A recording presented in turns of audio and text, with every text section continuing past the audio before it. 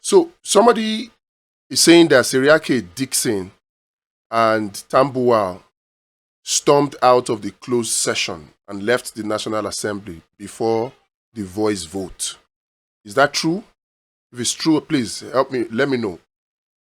And they're trying to use that to defend Seriake Dickson, that he was actually not in support of the voice vote. Okay, so if that is true, does that exonerate Dickson? Does it? Senator Dickson knows the rules of the House. In fact, and this is a question he must answer, why is it that he is the one that moved for a closed session? Why was there a need for a closed session? There was no need for that. But let's even assume, for the sake of argument, there was need for that. Senator Dickson, Seriake Dickson, knows the rules. He knows that if he stormed out of that closed-door session, when it came to the vote, the time to vote, he would not be able to vote. He knows. So why do I say that he did that to cover up for himself? Every senator has a right to a point of order, and every senator has a right to split the Senate, particularly before the president of the Senate puts the question to the whole Senate for a vote. Before that, he could have raised the point of order, and others too could have raised their point of order, and the Senate president is bound to listen to it. He could have now moved to split the Senate.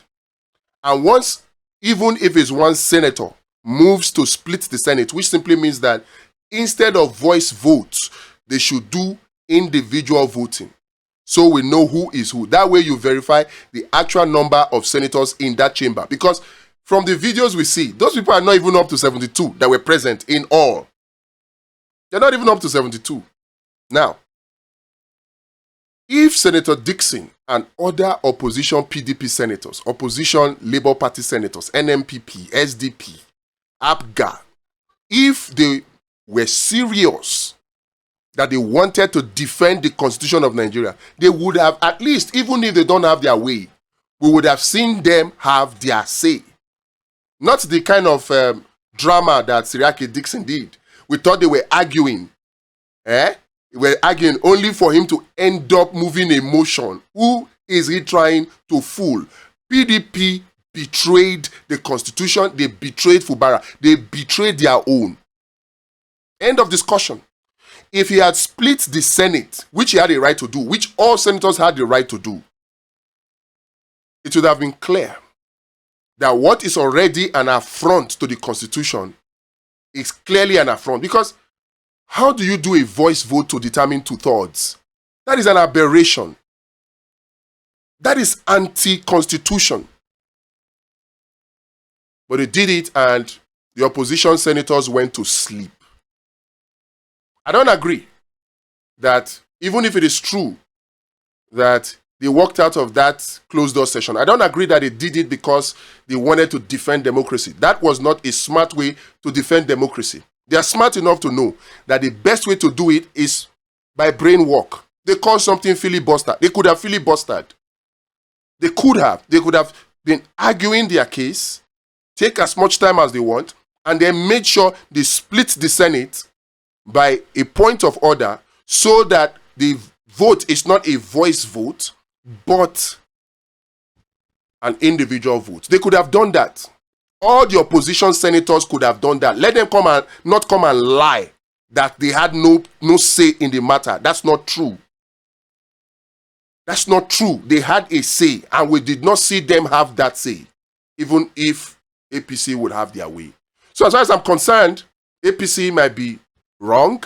Tinubu might be wrong in all of this. Akpabio might be wrong. But I put the blame squarely at the foot of opposition lawmakers, and by extension the party. Because if a party is not weak, if PDP were not weak in the first place, all of these travails that Fubara went through would not have happened. If 27 lawmakers say they defect and then later say they are back, what a strong party should have done, a party with clearly defined ideologies, with clearly stated punishment, what that party would have done was to call the senators to a disciplinary committee and have them answer questions. Because what is more anti-party than what they did? Waving the flag of the APC and all of that. What is more anti-party than that? A strong political party would have called them to order, would have given them the very much required or deserved, very well deserved expulsion based on anti-party activities. But no, they didn't do it. They betrayed Fubara in that single action, only for them to now come to the Senate and betray Fubara and take it a step further to betray the Constitution. And somebody now wants to come and excuse it away that he got angry and left out. No, it's either he's ignorant or he colluded. Nobody should come and make any excuse for any opposition lawmaker. They all had a hand in it. Yes, that's my opinion. They all had a hand in it. They all colluded. All these stories and rumors that we heard, that dollars were flying around, I want to believe it is true. Or there's something that APC or Tinubu or Akpabio has on these senators that they are not telling us. People that we use our blood and sweat, particularly the Labour Party lawmakers. Where's Senator Eti Kingibe in all of these? And in any case, I am not convinced that all the senators that were present that day were up to 72 or 73. They were not up to. So if they were not up to, that means you don't have the required two-thirds. That means whatever resolution they passed is null and void and illegal still. Somebody should take this to court. And not come and tell me, oh, the court is in but. No! They tell us all these things and give us all this narrative to discourage us. I beg, we need a party that is strong. A party that is built on strong ideologies and a strong constitution. Somebody came and accused me of calling every other political party corrupt. No, I didn't call every other political party corrupt. No, I didn't do that. What I said is this, and I still say it again. I'm pushing for Abundance Party of Nigeria. I'm pushing for it based on ideologies. And I said this, if there is any other political party that has these ideologies, I will give up pursuing Abundance Party. I said it. I did not say that other political parties were corrupt. No.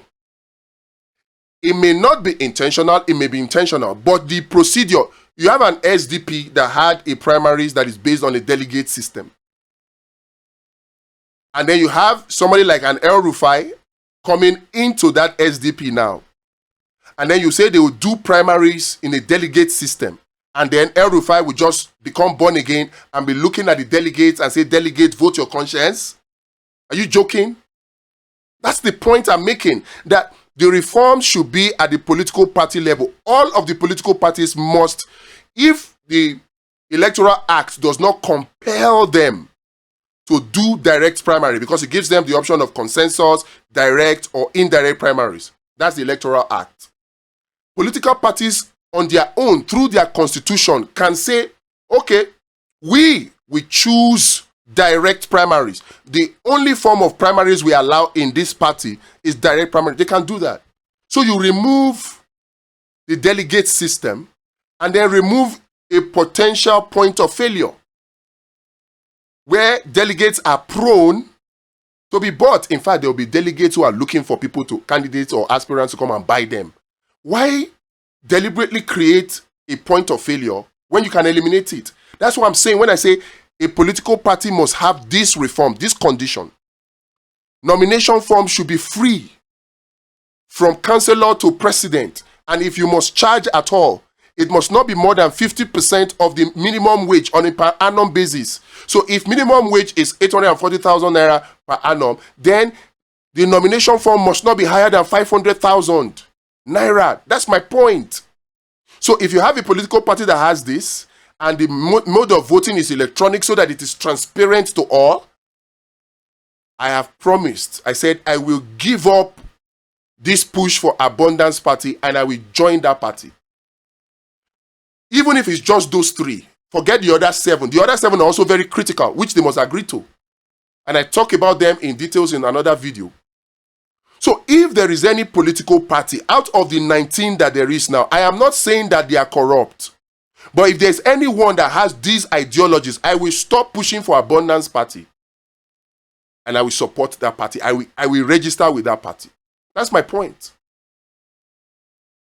Unless you want to come and tell me that we can make progress without these ideologies, then I will have an argument with you. But as far as I know, from experience, from what we have seen, we cannot have credible elections without level playing field. We cannot.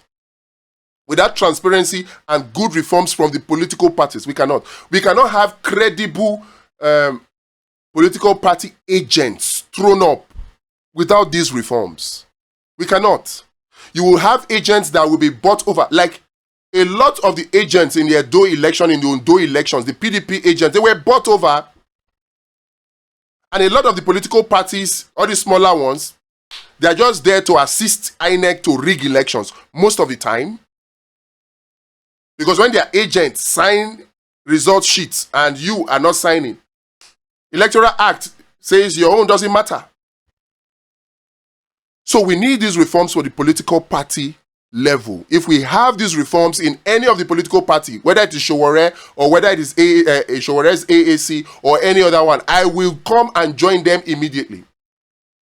But right now, as far as I know, we don't. And that's why it is important that we start the Abundance Party.